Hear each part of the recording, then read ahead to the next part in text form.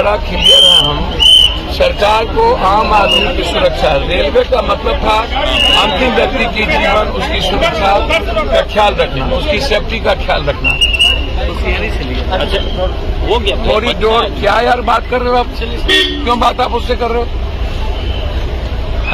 Continue sir. इसीलिए मैं बहुत क्लियर हूं इस मामले में कि भारत सरकार जिस तरीके से रेलवे के इम्पोर्टेंस को खत्म किया, पहले 2 बजट थे, रेलवे बजट पर फोकस हुआ करता था, उस पर जितने टैक्सेस, जितना हम आम आदमी से पैसा वसूलते हैं, एक तो कोरोना के बाद रेलवे की संख्या घटा दी गई और जो जर्जर स्थिति बनती चली जा रही है। अब रेलवे प्लेटफॉर्म की स्थिति क्या है?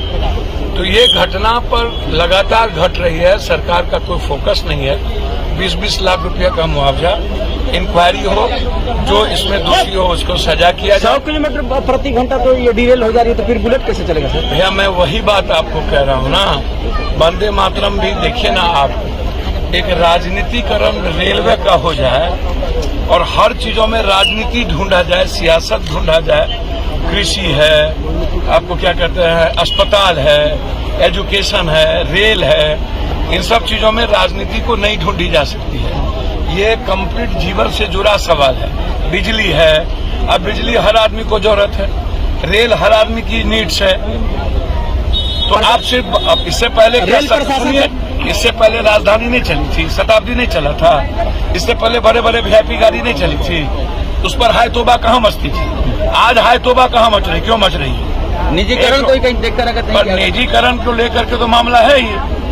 कृषि और मंडी को खत्म करके निजीकरण किया गया, तो कृषक की स्थिति आप देख लीजिए।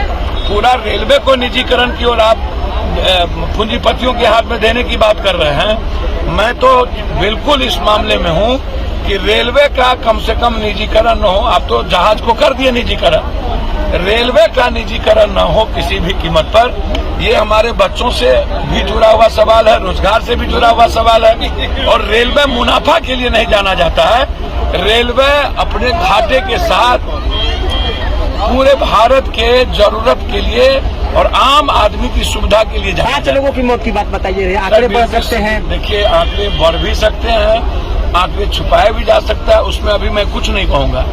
सवाल उठता ये है कि 10 बजे की घटना है और 12 घंटा से ज्यादा हो चुकी, लगभग 22 घंटा 23 घंटा हो चुका है। अब मुझे समझ में नहीं इस बात को आ रहा है कि अभी तक इसमें इंक्वायरी हुई कि नहीं हुई, अभी तक आप जांच बैठाए कि नहीं बैठाए।